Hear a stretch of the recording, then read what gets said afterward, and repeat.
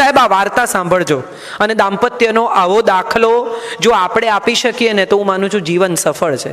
હવે કઈ તારીખે વેકેશન પડે ને કઈ તારીખે જવાની આવી ખબર નહીં, એટલે એ રોજ જાય, રોજ સ્ટેશને ઊભા રહે, અમદાવાદથી આવતી 4 ગાડીઓ પસાર થઈ જાય પછી ઘેર જાય. અને આવું એમણે 12 દિવસ કર્યું.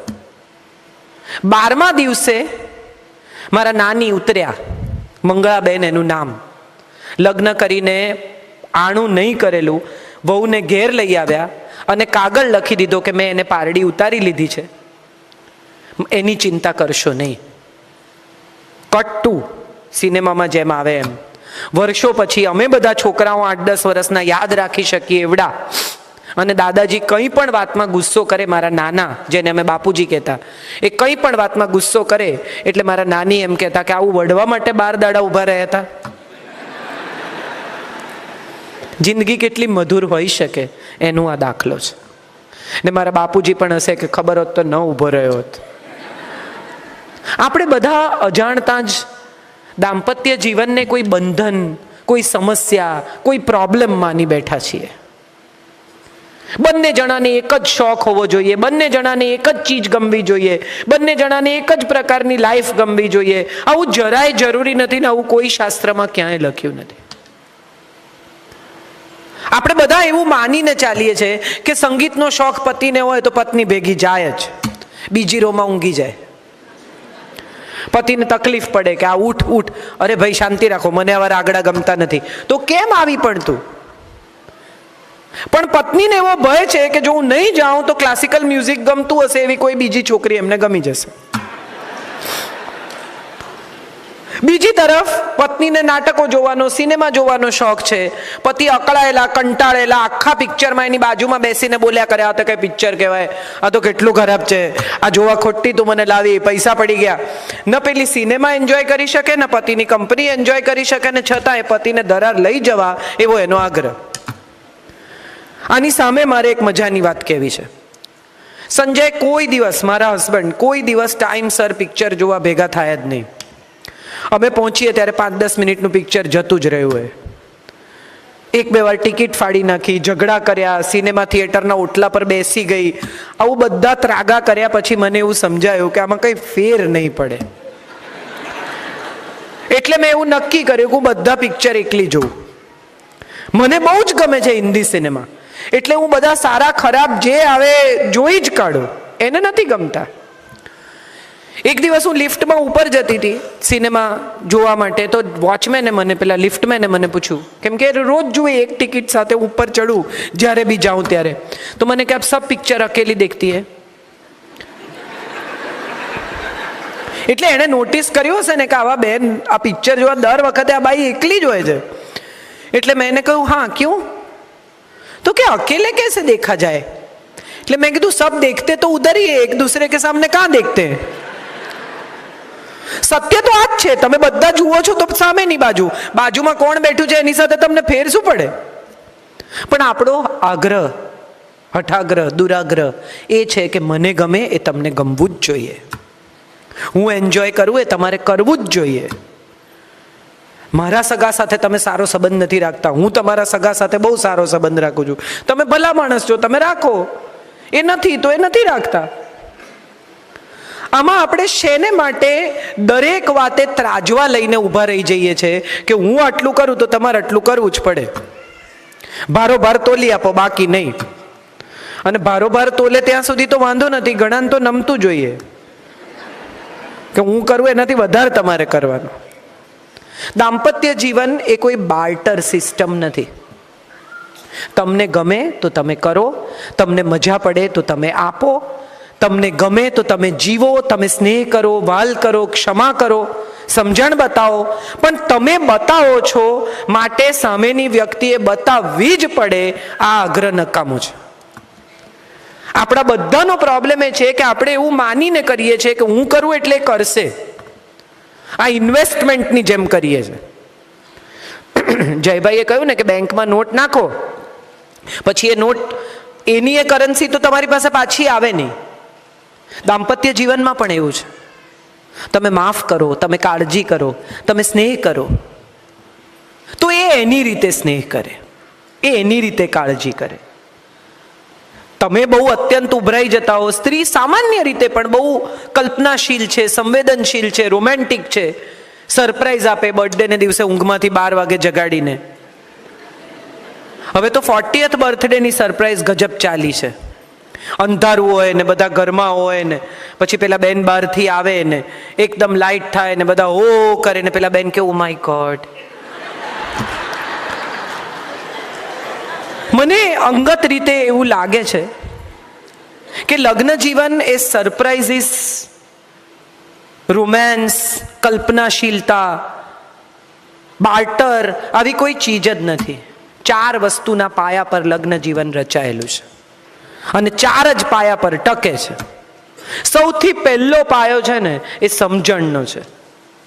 તમે એકબીજાને સમજો છો, વગર બોલે એકબીજાની વાત તમને સમજાય છે, એ તમારી સામે જુએ ને તમને સમજાય છે કે પેલા ભાઈની વાત નથી કરવાની હો, કે તમે બાફો છો. અને પછી ઘરે જતા એ તમને એમ કહે છે કે ડફોળની જેમ એકવાર કહ્યું તો એ સમજી નહીં. હમણાં એક શોર્ટ ફિલ્મ બહુ ચાલે છે, મને ખબર નથી કેટલા લોકોએ જોઈ છે, પણ 2 જણા ડેટ પર ગયા છે અને કહે છે કે મેનુમાં આ છે, સરસ ખાવાનું છે, નાઇસ. એ વખતે પેલી ગર્લફ્રેન્ડ એમ કહે છે કે ઇઝન્ટ ઇટ કોલ્ડ, એટલે બોયફ્રેન્ડ એમ કહે છે કે ઇટ્સ નાઇસ. પછી પૂરું થઈ જાય છે, બિલ આપે છે, ઊભા થતા હોય છે કે nice, it was a nice evening. અને પેલી કહે છે કે જરાય નહીં, મને બિલકુલ મજા ના આવી. તો કે કેમ? તો કે મેં તને કીધું તું શોલ લઈ આવ, મેં તને કીધું કે તું એસી ધીમું કરાવ, મેં તને એમ કીધું કે મારી બાજુમાં આવીને બેસ, મેં તને એમ કીધું કે તું એટલીસ્ટ બીજું કંઈ નહીં તો મને તારો કોટ આપ, પણ તે આવું કાંઈ કર્યું નહીં. તો પેલો કે આવું તે ક્યારે કીધું? આવું તો તું બોલી જ નથી. તો કે કેમ? મેં તને ન કીધું કે ઇટ ઇઝ કોલ્ડ?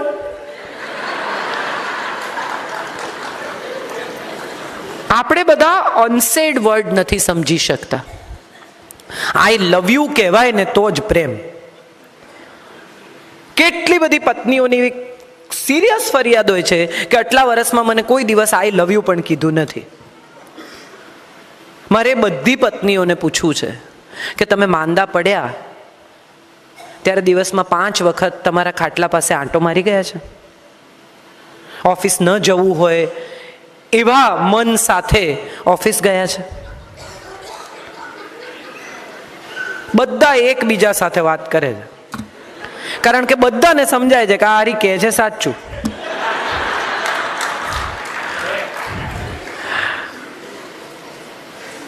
કોઈ દિવસ કોઈ પતિને લગ્નની એનિવર્સરી પર પોતાની બર્થડે પર સોનાનો ચેન ખરીદતો જોયો છે? હા કે ના? હા કોણ કહે છે? મારે સાંભળવું છે. જીતવાનું નહીં. હું હંમેશા કહું છું કે જેની સાથે જીવવાની ઈચ્છા હોય ને એની સાથે જીતવાની જીત છોડી દેવાની.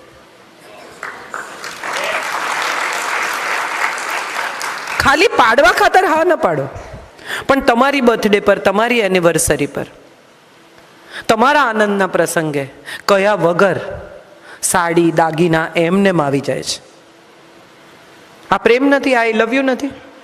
પણ આર્ચીઝનું કાર્ડ સહી કરીને, ફોર એવર યોર્સ લખીને, સહી સિક્કા, પત્નીનું ચાલે તો ફ્રેન્કિંગ કરાવે 100 રૂપિયાના સ્ટેમ્પ પેપર પર કે આ પ્રેમ છે, લખી આપ કે પ્રેમ છે. પણ આવા ફ્રેન્કિંગ કરાવવાથી જો સંબંધો ટકી જતા હોત ને તો એને એમઓયુ કહેવાય, પ્રેમ નહીં. આપણે એમઓયુ નથી કરવાના, આપણે પ્રેમથી જીવવાનું છે, સાથે રહેવાનું છે, સાથે સાથે વૃદ્ધ થવાનું છે. તો પહેલો પાયો છે સમજણ, બીજો પાયો છે ક્ષમા. માફ કરી દો,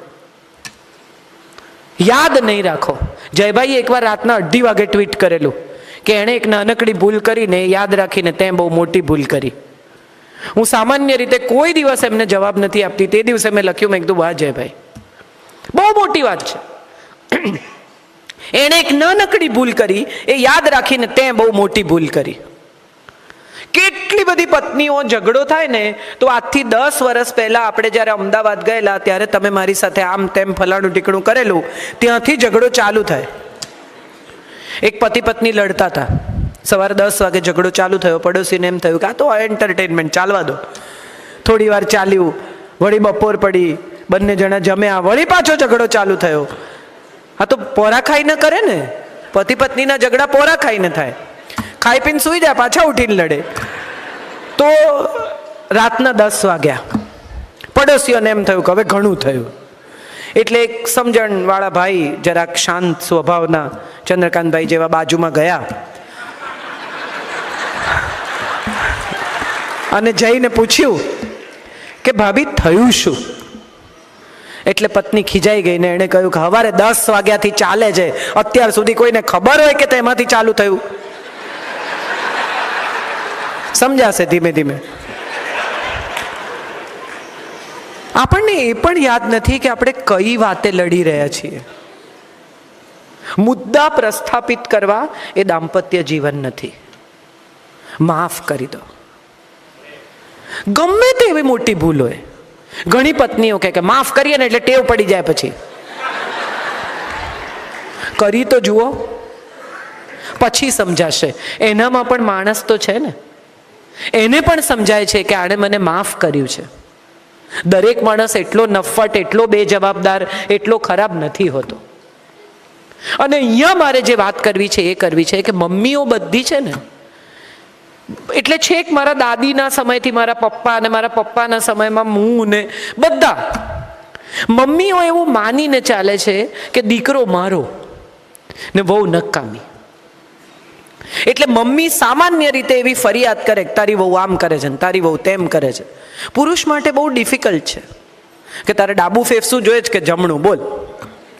આવું તમે કોઈને પૂછો તો એ કેવી રીતે મેનેજ કરે? તમે કોઈને એમ પૂછો કે તને ડાબી આંખ ગમે છે કે જમણી, એક રાખવાની છે. આવો સવાલ પત્ની અને માં બંને પુરુષને સમયાંતરે પૂછે છે. ઘરનો કમાતો પુરુષ સાંજે ઘરે આવે ત્યારે ઘરમાં કિલ્લોલતું, આનંદદાયક, મજાનું વાતાવરણ હોવું જોઈએ. એ લક્ષ્મી લઈને આવે છે, ધન લઈને નહીં. જે ઘરોમાં સાંજ સરસ હોય ને એ ઘરમાં ધન લક્ષ્મી બને છે, બાકીના ઘરોમાં ધન રહી જાય છે.